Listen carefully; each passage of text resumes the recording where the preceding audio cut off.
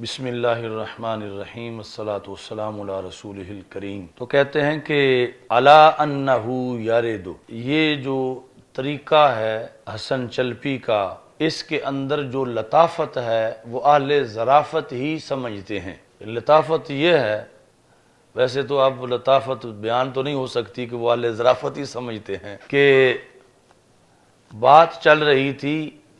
اس پر کہ ان کے اعتراض کا جواب دیا جائے، نحویوں کے اعتراض کا جواب دیا جائے، مگر چلتے چلتے موقع ایسا آ گیا کہ خود ان پہ اعتراض ہو گیا، نحویوں پہ۔ تو یہ مطلب ہے الا انہ یاردو، کہ صرف میں ان کا جواب ہی نہیں دے رہا، بلکہ اس کے علاوہ یہ ہے کہ ان پر تو خود اعتراض ہوتا ہے، اور وہ بھی قرآن مجید سے۔ تو اس بنیاد پر یعنی صرف اپنے موقف پر ہونے والے اعتراض کا جواب ہی نہیں دیا، بلکہ خود معترض پر سخت اعتراض کیا، اور اس کو ذکر میں یعنی ترقی کے ساتھ کہ محسوس ہو پڑھنے والے کو کہ ہم صرف دفاع کرنا ہی نہیں جانتے بلکہ آگے بڑھ کے حملہ کرنا بھی جانتے ہیں۔ تو الا انہ یاردو کے اندر یہ یعنی لطافت ہے۔ ویسے تو صرف بھی کہہ سکتے ویاردو علی النحویین، الا انہ یاردو کے لحاظ سے جو ذکر کیا تو یہ زیادہ لطیف ہے۔ باقی ایک اور قانون پیش کرتے ہیں، مغنی اللبیب، یہ نحو کی بہت ہی مفید کتاب ہے۔ یہ جو جتنی بھی انٹرنیشنل یونیورسٹیاں ہیں عربوں کی، ان سب میں نحو کے نصاب میں موجود ہے۔ مغنی اللبیب ابن ہشام کی، تو اس میں یہ ہے کہ وہ اشیاء جو محتاج ہوتی ہیں رابط کی طرف، جس کو ہمارے عرف میں عائد کہتے ہیں، کہ جب موصولہ کا صلہ ذکر کیا جائے تو لازمی ہے کہ صلہ کے اندر عائد ہو، یعنی ضمیر جو کہ لوٹے موصولہ کی طرف، عائد۔ تو یہ جو رابط والی بحث ہے وہاں یہ مغنی اللبیب میں موجود ہے کہ اس طرح کی جو عبارتیں ہیں، انت الذی فعلت مقیس، انت الذی فعلت، تو قانون کے مطابق تو الذی جب غیب ہے تو پھر فعلتا نہ ہو بلکہ فعلا ہو، انت الذی فعل، لیکن انت الذی فعلت یہ کہتے ہیں مقیس جائز ہے، لیکنہ قلیل، مگر یہ قلیل ہے۔ یعنی عرب زبان میں جو رائج ہے وہ یہ ہے کہ انت الذی فعل، انت الذی فعل، یعنی اللہ زی کے لحاظ سے ذکر کیا جائے ساتھ والا، نہ کہ انتا کے لحاظ سے۔ قانون یہ ذکر کرتے ہیں وَإِذَا تَمَّ الْمَوْصُولُ بِصِلَتِهِ، کہ جب موصول صلہ کے ساتھ مکمل ہو جائے، ان صحابہ علیہ حکم الخطاب، تو پھر وہ کھینچ کے لے آتا ہے اس پر خطاب کا حکم۔ یعنی اس میں قانون ایک بتانا چاہتے ہیں، یعنی جواز تو دونوں چیزوں کا ہے، فعلا کہے یا فعلتا کہے، حمد اللہ کا من شرح کہے یا من شرحتا کہے، لیکن ایک قانون ہے یہاں پر راجے کے لحاظ سے، کہ دیکھیں گے کہ موصولہ اپنے صلہ کے ساتھ مکمل ہو گیا ہے یا مکمل نہیں ہوا۔ اگر موصولہ اپنے صلہ کے ساتھ مکمل ہو چکا ہو تو اب آگے صیغہ خطاب ذکر کریں گے، اور اگر موصولہ اپنے صلہ کے ساتھ مل کے مکمل نہ ہوا ہو تو پھر غیب کا ذکر کریں گے، خطاب کا ذکر نہیں کریں گے۔ اس کی مثال پھر انہوں نے قرآن مجید سے دی، یا ایھا الذین آمنوا اذا قمتم الی الصلاۃ فاغسلوا وجوہکم، تو وہاں پر اللہ زینہ ہے، موصولہ اور آگے صلہ موجود ہے، تو موصولہ صلہ آپس میں مکمل ہو چکے ہیں۔ اب یہاں پر قاموا نہیں ہوگا بلکہ قمتم، جو راجح ہے وہ قمتم ہوگا، کیونکہ موصولہ اپنے صلے کے ساتھ مل کے مکمل ہو چکا ہے۔ اب یہاں پر قمتم پڑھا جائے گا، جس طرح کہ قرآن مجید میں موجود ہے، اور اللہ زینہ کو قریب سمجھتے ہوئے بھی اس کا لحاظ نہیں کیا جائے گا۔ اچھا جی، بلکہ یا اگرچہ دور ہے اس کے لحاظ سے مخاطب کا صیغہ جو ہے وہ لگایا جائے گا، جس طرح کہ قرآن مجید میں موجود ہے۔ کچھ لوگوں نے اس اصول پر اعتراض کرتے ہوئے یہ کہا کہ اصل میں یہاں پر تو ہے ہی التفات، کہ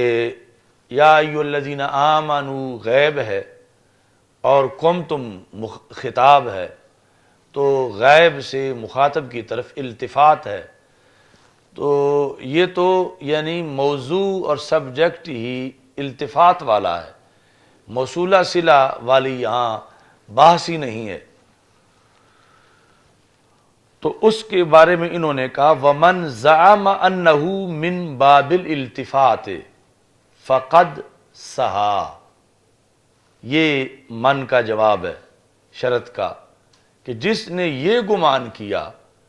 کہ یا ایھا الذین آمنوا اذا قمتم میں قمتم جو ہے وہ التفات کی وجہ سے ہے، اور التفات ہے غیبوبت سے، غیب سے حاضر کی طرف۔ کہتے ہیں جس نے یہ کہا فقد سہا، وہ بھول گیا ہے، اس نے غلط بات کی۔ یعنی التفات، جس طرح کہ کل التفات سے ہی جواب دیا تھا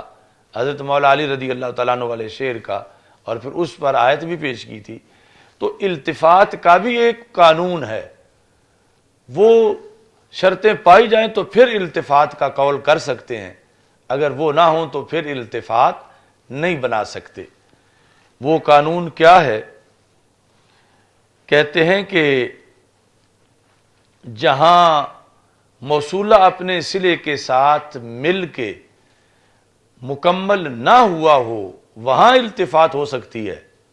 اور جہاں مکمل ہو چکا ہو وہاں التفات نہیں ہو سکتی۔ تو یا ایھا الذین آمنوا اذا قمتم میں تو موصولہ بھی ہے، صلہ بھی ہے، لہذا یہاں التفات کی کوئی گنجائش نہیں ہے۔ اور جو وہ ہے مولا علی رضی اللہ تعالی عنہ کا شعر، یا یہ جو متن میں ہے حمد لک یا من شرحتا، تو یہاں پر جو ہے وہ موصولہ صلہ کے ساتھ مل کے مکمل نہیں ہوا تھا، تو اس اور ساتھ ہی ضمیر جو ہے وہ اس کا استعمال ہو گیا، تو یہاں جو ہے وہ التفات کا قول نہیں کیا جا سکتا، بلکہ یہاں ہم کہیں گے کہ مخاطب اس لیے پڑھا گیا ہے کہ یہ جو صیغہ موجود ہے، جس طرح یا ایھا الذین آمنوا اذا قمتم الی الصلاۃ فاغسلوا وجوہکم، تو وہاں تتمیم ہے، اور تتمیم جب ہو چکی ہو پھر التفات نہیں ہو سکتی، تتمیم نہ ہو تو پھر التفات ہو سکتی ہے۔ تو اس بنیاد پہ کہتے ہیں ولا یخفی انہ فیما نحن فیہ لم یتم الموصول بصلتہ، کہ جو ہماری بحث ہے حمد لک یا من شرحتا، یہاں موصولہ اپنے صلے کے ساتھ مکمل نہیں ہوا، اے لم یأتی الضمیر بعد تمام الصلۃ فدعوی الالتفات فیہ صحیحۃ، تو وہاں تو التفات والا دعویٰ صحیح ہے متن میں اور حضرت مولا علی رضی اللہ تعالیٰ عنہ کے شعر کے اندر، اور یہاں جو ہے موصولہ صلہ جب آپس میں مکمل ہو چکے ہیں اور پھر ضمیر لائی گئی ہے، تو یہاں التفات کا قول نہیں کیا جا سکتا۔ جب تتمیم سے پہلے ضمیر آ جائے تو پھر التفات کا قول ہو سکتا ہے، تتمیم کے بعد ضمیر آئے تو پھر التفات کا قول نہیں ہو سکتا۔ تو یا ایھا الذین آمنوا اذا قمتم الی الصلاۃ، تو یہاں پر جو ہے وہ آمنو تک موصولہ صلہ پورا ہو چکا ہے ضمیر آنے سے پہلے، قمتم والی ضمیر، تو اس بنیاد پر یہاں التفات کا قول نہیں کیا جا سکتا۔ جنہوں نے کیا فقد سہا، وہ بھول گئے کہ یہ یعنی ہر جگہ نہیں ہے کہ جہاں پہلے صیغہ غیب کا ہو آگے حاضر کا ہو تو کہیں التفات ہے، تو اس التفات کے بھی قوانین ہیں۔ تو اس جگہ یا ایھا الذین آمنوا اذا قمتم الی الصلاۃ، یہاں التفات کا قول نہیں کیا جا سکتا، اور جو ہماری متن کے لحاظ سے بات چل رہی ہے وہاں التفات کا قول کیا جا سکتا ہے۔ فدا والالتفات فیہ صحیحۃ، آگے شرحت صدورنا، متن میں جو ہے اے وہ ذات جس نے کہ تو نے کھول دیا ہمارے سینوں کو، صدورنا، تو کہتے ہیں یہ جو شرح ہے، شرحتا کا جو مصدر، تو اس کا لغوی معنی ہے بسط اللحم، گوشت کو پھیلا دینا، یا گوشت کی مثل کوئی اور چیز ہو اسے پھیلا دینا، اور اسی سے شرح صدر ہے۔ مطلب کیا کہ سینے کو نور الہی کے ساتھ بچھا دینا، پھیلا دینا۔ بسطہ، ضمیر راجع ہے صدر کی طرف، کہ سینے کو پھیلانا نور الہی کے ساتھ۔ وکیلا معناہ التوسعۃ مطلقاً، اور بعض نے یہ کہا کہ اس کا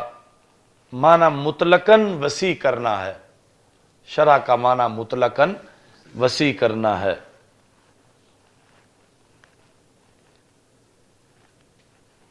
یعنی لحم اور اس کی مثل کوئی چیز ہو یا اس کے علاوہ کوئی معنوی چیز ہو، مطلقاً کسی کو وسیع کرنا، یہ شرح کا معنی ہے۔ وَيُقَابِلُهُ الضِّيقُ، چونکہ الاشیاء تعرف بأضدادها، تو شرح کا معنی سمجھانے کے لیے انہوں نے کہا کہ اس کے مقابلے میں دیق ہے۔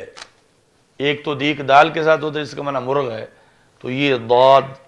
جس کا معنی تنگی ہے، کیونکہ فَمَن يُرِدِ اللَّهُ أَن يَهْدِيَهُ يَشْرَحْ صَدْرَهُ لِلْإِسْلَامِ، کہ جس کے ساتھ اللہ تعالیٰ ارادہ کرتا ہے کہ اسے ہدایت دے تو اس کا سینہ کھول دیتا ہے، اور جس کے ساتھ یہ ارادہ کرتا ہے کہ اسے گمراہ کرے یجعل ضیقاً، اس کو تنگ کر دیتا۔ تو قرآن مجید میں یہ تقابل کے طور پر ان کا ذکر ہے، تو اس واسطے شرح کا معنی وہ ہے جو دیق کے مقابلے میں ہے۔ باقی الم نشرح لک صدرک، اس میں فسر فی آیت الم نشرح بتوسعتہ بما اودع فیہ من العلم والحکمہ، کیا ہم نے آپ کا سینہ آپ کے لیے نہیں کھولا، یعنی پہلے کھول کے پھر آگے اعلان کیا جا رہا ہے۔ تو وہاں شرح صدر کیا ہے، بما اودع فیہ، اب یہ کھولنا جو ہے وہ یعنی معنوی طور پر ہے، بما کس کے ساتھ نہیں کھولا، جو ودیت رکھا گیا ہے اس سینے کے اندر علم اور حکمت، یعنی علم و حکمت کے ذریعے سے کیا ہم نے آپ کا سینہ نہیں کھولا، تو استفہام انکاری ہے، یعنی کھولا ہے۔ تو یہ جو سیرت میں یعنی آیات کے ذریعے بیان کرتے ہیں کہ کلیم میں اور حبیب میں فرق کیا ہے، تو اس میں سے ایک فرق یہ ہے کہ کلیم دعا مانگ رہے تھے رب اشرح لی صدری، اے اللہ میرا سینہ کھول دے، تو یعنی یقیناً کلیم کی دعا قبول ہوئی ہوگی اور اللہ نے شرح صدر عطا فرمایا ہوگا۔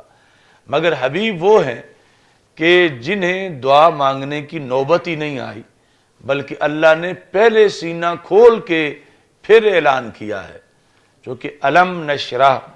یہ فعل جاد ہے، ماضی پر جو دلالت کرتا ہے کہ کیا ہم نے سینہ نہیں کھولا، اور وہ بھی لاکا، یعنی لاکا کے اندر جو ہے وہ ایک مستقل لذت ہے کہ آپ کے لیے آپ کا سینہ، یعنی آپ کو راضی کرنے کے لیے، یعنی جس میں مقصود آپ کی رضا ہے، کیا ہم نے آپ کی رضا کی خاطر آپ کا سینہ نہیں کھولا؟ تو مطلب ہے کہ کھولا ہے، تو کلیم ابھی مرحلہ دعا میں تھے، اور پھر آگے اس پر مرتب ہوا دعا کا قبول کرنا، اور حبیب وہ ہیں کہ جنہیں رب ذوالجلال نے مانگے بغیر ہی شرح صدر دیا اور پھر اس کا اظہار خود کر دیا۔ آگے بحث ہے کہ عقل کہاں ہے، یعنی عقل سر میں ہے یا دل میں ہے، یہ بحث ہے۔ تو اس میں جو موقف ہے امام شامی کا وہ یہ ہے کہ عقل دل میں ہے، سر میں عقل نہیں بلکہ عقل دل میں ہے۔ تو یہ وہ بحث جو ہے وہ شروع کرتے ہیں۔ وَخَصَّ الصُّدُورَ، یعنی ماتن نے شرع کے لحاظ سے دلوں کو خاص کیا، یعنی یہ نہیں کہا کہ شرحت رؤوسنا، کہ ہمارے سر تو نے کھول دیے۔ سر کھولنے کا تو ویسے بھی عجیب معنی ہوتا ہے کہ زخمی کرنا، کسی کا سر کھول دینا۔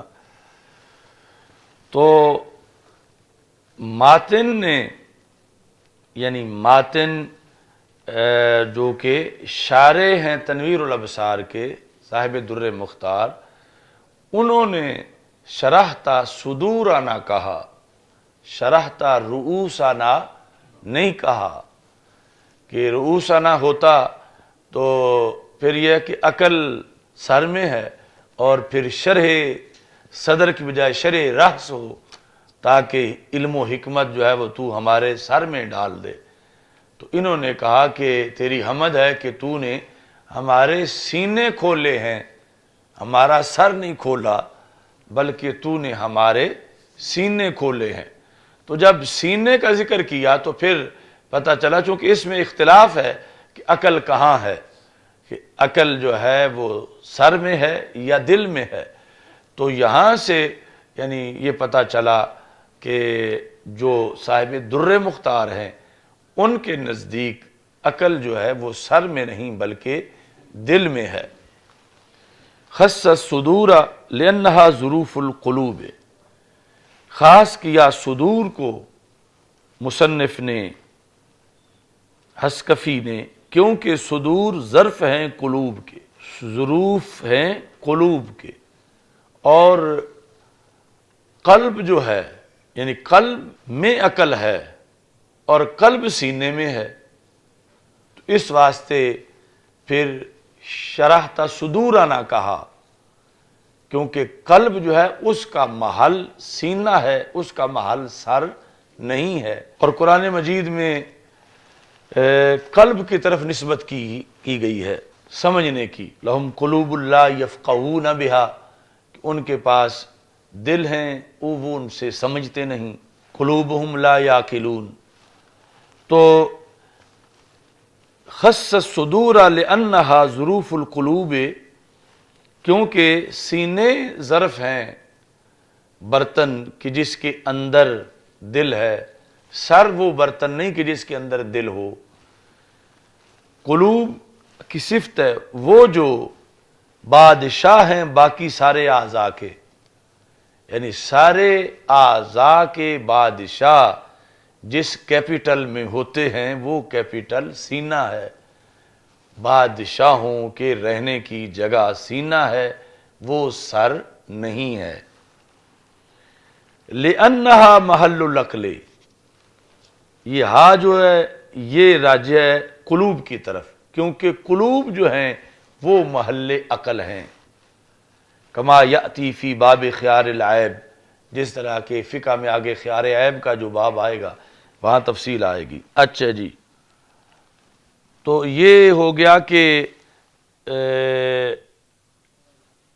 اصل میں اگرچہ صدور ذکر ہے لیکن صدور کو اس لیے فوکس کیا گیا کہ صدور ظروف ہیں قلوب کا، یا پھر یہ ہے اول مراد بحل قلوب، یعنی مجاز ہے، جس طرح ظرف بول کے مظروف مراد لیا جاتا ہے، تو یہاں جو ہے وہ صدور شرح صدر سے مراد ہے شرح قلب، کہ تو نے کھولا ہمارے دلوں کو۔ اچھا جی، تو پھر سوال پیدا ہوتا تھا کہ دل کھولنے کا مطلب تو ہے پھر دل کو چیر کے پھیلا دینا، بڑے سائز کا کرنا، تو اس کا انہوں نے جواب دیا واتساعها کنایۃ عن کثرت ما يدخل فیہا، کہ اتساع وسعت دل کی کنایا ہے، یعنی یہ معنوی طور پر وسعت ہے، یہ کنایا ہے اس چیز کی کثرت سے جو دل میں داخل کی جائے حکم الہیہ میں سے اور معارف ربانیہ میں سے۔ یعنی شرح صدر یعنی شرح قلب کیا ہے کہ زیادہ سے زیادہ تو ہمارے دلوں کے اندر داخل کر دے ان چیزوں کو، حکمت کو اور معرفت کو۔ تو یہ یعنی دل جو ہے وہ ہے محل عقل، جبکہ عرف عام میں اور یہ جو سکولوں کالجوں کی کتابیں ہیں اس میں بھی یعنی سر کو محل عقل سمجھا جاتا ہے، یعنی کسی کو کہ تیرے سرے وچ بہو بھرے ہے تو مطلب عقل کوئی نہیں، یا بڑے سائز کا ہو کسی کا سر تو اس کو بے عقل کہا جاتا ہے کہ یہ بے عقلی کی حماقت کی دلیل ہے کہ نسبتاً بہت بڑا ہو تو۔ اور ساتھ جو ہے وہ یہ ہے کہ جب بندہ تھک جاتا ہے پڑھ پڑھ کے تو تھکاوٹ میں اسے سر کو درد ہوتا ہے یا اس طرح ہاتھ رکھ لیتا ہے، دل پہ نہیں رکھتا کہ لکھ لکھ کے ہائے میں تھک گیا ہوں، اس طرح وہ سر پکڑتا ہے اور کہتا ہے تو میرے لیے سر درد بنا ہوا ہے۔ ایسے ہی ہے نا یہ سارا یعنی محاورہ اس طرح کا ہے۔ تو وہ پھر کہتے ہیں کہ عقل سر میں ہوتی ہے اس لیے تھکاوٹ جو ہے وہ سر کو ہوتی ہے، اور جبکہ یعنی دوسری طرف جو واضح دلائل شرعی ہیں وہ یہ ہیں کہ عقل جو ہے وہ دل میں ہے۔ تو یہ جو ان کی دلیل ہے کہ تھکاوٹ کے وقت درد سر کو ہوتا ہے، تو اس کا یہ جواب دیا جا سکتا ہے کہ جو بڑے بڑے ادارے یا کمپنیز ہوتی ہیں ان کے کچھ سائٹ آفس ہوتے ہیں، کچھ شو روم ہوتے ہیں، اور اصل جہاں سب کچھ بنتا ہے وہ علیحدہ جگہ ہے۔ تو یعنی اصل مقام دل کا ہے، اور یہ جو دفتر ہے عقل یعنی دل کا آگے ایک دفتر ہے جس کے اندر یہ سارے امور آگے نبھائے جا رہے ہیں دل کے تابع رہ کر۔ تو ظاہر ہے کہ جب دفتر میں رش ہو جاتا ہے اور دفتر میں کام زیادہ ہو جاتا ہے تو پھر یہ چیز اس کا رجوع تو دفتر کی طرف ہے کہ آج دفتر بند ہے، آج دفتر میں رش ہے، ابھی دفتر کھلا ہوا ہے۔ تو یہ جو یعنی سر کا کردار ہے یہ دفتر والا ہے، اور اصل جو سلطنت سٹیٹ ہے وہ دل ہے، اور اس کے اندر بادشاہ جو ہے وہ ہے یعنی دل۔ اور آگے پھر یہ جو درد ہے یا اس طرح کی الجھن یا الجھن کے وقت سر پکڑ لینا، تو یہ ضمنی طور پر اس کی نیابت کی وجہ سے سر کو مسئلہ بنتا ہے، اور اصل جو پاور ہے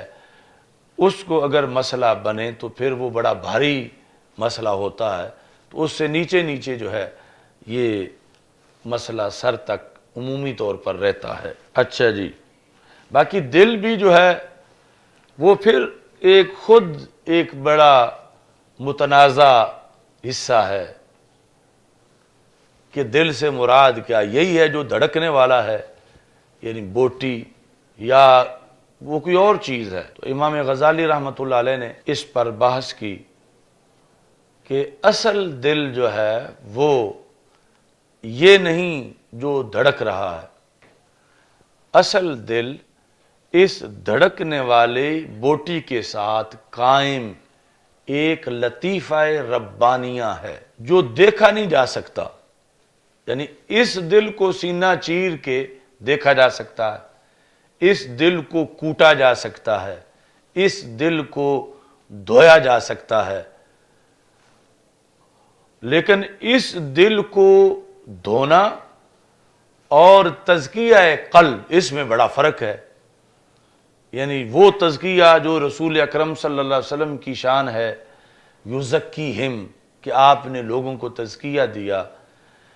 تو یا پھر بعد میں آپ کے جو نائبین ہیں انہوں نے تزکیہ دیا، تو وہ جو تزکیہ ہے وہ ایسی چیز نہیں کہ آج ہم کہیں کہ تزکیہ تو فلان جو ہے وہ اسپیشلسٹ سرجن بھی دے سکتا ہے، کیونکہ وہ سینہ چیر سکتا ہے، یہ دھڑکتی بوٹی نکال سکتا ہے، اسے دھو سکتا ہے، لیکن دل سے گناہ دھونا یہ وہ سرجن نہیں کر سکتا، چونکہ اس کو گناہ نظر ہی نہیں آ رہا ہے، دھوئے گا کیسے؟ تو اصل دل نظر ہی نہیں آتا. وہ امام غزالی نے کہا کہ یوں ہے جس طرح قاری کے ساتھ قرات قائم ہوتی ہے مگر نظر نہیں آتی، عالم کے ساتھ علم قائم ہوتا ہے مگر نظر نہیں آتا، تو ایسے ہی اس لوتھڑے کے ساتھ حقیقی دل قائم ہوتا ہے. یعنی وہ ہاتھ کے ساتھ قائم نہیں ہوتا، قائم اسی کے ساتھ ہوتا ہے مگر نظر نہیں آتا. تو اس بنیاد پر جو چیز نظر ہی نہ آئے سینہ چیرنے کے بعد بھی، تو اس کے تزکیہ، اس کی تطہیر، اس کا سکون وہ پھر دنیاوی ذرائع سے نہیں ہو سکتا، وہ انہی ذرائع سے ہے کہ جن کا تعلق اللہ کی رحمت برکت کے ساتھ ہے، اور پھر رسول اللہ صلی اللہ علیہ وسلم کے نیابت میں وہ کام کیا جا سکتا ہے. اس پر امام غزالی نے یہ بات بھی لکھی کہ اگر اس دھڑکنے والے دل کی بات ہوتی تو پھر اس طرح کی چیز انسان کے مقابلے میں بھینس میں بڑے سائز کی ہے. یعنی بھینس کا اتنا بڑا دل ہے، تو پھر جو بوجھ آسمان نہیں اٹھا سکے تھے اور زمین بھی نہیں اٹھا سکی تھی، اِنَّا عَرَضْنَا الْأَمَانَةَ عَلَى السَّمَاوَاتِ وَالْأَرْضِ وَالْجِبَالِ فَأَبَيْنَ أَن يَحْمِلْنَهَا وَأَشْفَقْنَ مِنْهَا وَحَمَلَهَا الْإِنسَانُ. یعنی زمین و آسمان ڈر گئے کہ اتنا بوجھ ہم اللہ کی امانت کا کیسے ڈرائیں، کیسے اٹھائیں، تو بندے نے اٹھا لیا. تو اگر اس دھڑکنے والے دل کی ساری بات ہوتی تو پھر بندے سے پہلے بھینس اٹھا جاتی کہ میرے پاس تو بڑے سائز کا دل ہے، میں اٹھا لیتی ہوں. تو جب کہ کوئی جانور انسان کے مقابلے میں اس کو یہ صلاحیت نہیں ملی، اور یہ یعنی دل دریا سمندروں ڈونگے اگرچہ اتنا سا ہے لیکن سمندروں سے بھی گہرا ہے، تو وہ گہرا ہے جو اس کے ساتھ قائم ہے. تو یعنی یہ ایک اللہ کا خصوصی طور پر فضل و کرم ہے، لطیفہ ربانیہ جو اس دھڑکتے دل کے ساتھ. اب اس بات کا یہ مطلب نہیں کہ اس کو دل ہی نہ کہا جائے، یعنی یہ دل ہے مگر اصل پاور جو انسان کے شرف کا مدار ہے وہ اس دھڑکتے دل کے ساتھ قائم ایک چیز ہے جس کو لطیفہ ربانیہ کہا جاتا ہے، جو اس دھڑکتے دل کے ساتھ یوں قائم ہے جیسے عالم کے ساتھ علم قائم ہوتا ہے، چمٹا ہوا نظر نہیں آتا مگر ہوتا ہے. وہ اس طرح یعنی اصلی جو دل ہے وہ اس دل کے ساتھ قائم ہے. باقی اس دل کے لحاظ سے بھی ظاہری احکام تو اس کے ہی بیان کیے گئے کہ رسول پاک صلی اللہ علیہ وسلم نے فرمایا فی الجسد مضغہ، جسم میں ایک بوٹی ہے، ان صلحت صلح الجسد کلہ، اگر وہ صحیح ہو جائے تو سارا جسم صحیح ہو جاتا ہے، اگر وہ خراب ہو جائے سارا خراب ہو جاتا ہے، الا وہی القلب۔ تو یعنی ظاہری اب اسی بوٹی پر مدغہ پر ہی اطلاق ہے، اور مدغہ کے ساتھ پھر یہ دل قائم ہے کہ جس کی مثل کسی مخلوق کو کوئی چیز نہیں دی گئی جو حضرت انسان کو دی گئی، اور اس کا پھر تزکیہ ہے اور اس کی تنویر ہے کہ دل منور ہو گیا ہے، یہ دل سیاہ ہو گیا ہے، وہ سارا جو ہے وہ اس کے لحاظ سے ہے، کیونکہ یہ لوتھڑا تو اسی طرح ہی رہتا ہے، اگرچہ ابو جہل کے سینے میں ہو تو اسی طرح رہتا ہے، دوسری طرف کتنے بڑے ولی کے سینے میں ہو، کیونکہ اصل جو چیز ہے وہ ہے اس کے ساتھ قائم لطیفہ ربانیہ۔ تو یہاں سے ضمناً پھر یہ بات بھی امام غزالی کی بات سے سمجھ آتی ہے کہ ولایت کا جو مدار ہے وہ اس ظاہری لوتھڑے کی حرکات و سکنات نہیں ہے کہ اس کو ظاہر کیا جائے، یا یہ کہ یہ دیکھو حرکت کرتا نظر آ رہا ہے تو قلب جاری ہو گیا ہے، کیونکہ وہ تو چیز ہی اس کے ساتھ ایسی قائم ہے کہ سینہ چیر لیں پھر بھی وہ نظر نہیں آتی، اندر سے کیسے نظر آئے گی۔ تو بہرحال صدور یعنی رؤوس سے بات صدور تک پہنچی، صدور سے بات قلوب تک پہنچی، اور قلوب سے پھر جو قلوب کے ساتھ قائم ہے لطیفہ ربانیہ، وہ اصل بے مثال چیز ہے کہ جو اللہ نے انسان کے سوا کسی کو نہیں دی، اور اس کی بیس پر انسان جو ہے اس نے وہ بوجھ اٹھایا کہ جو اور کوئی نہ اٹھا سکا، یعنی یہ پاورفل ہے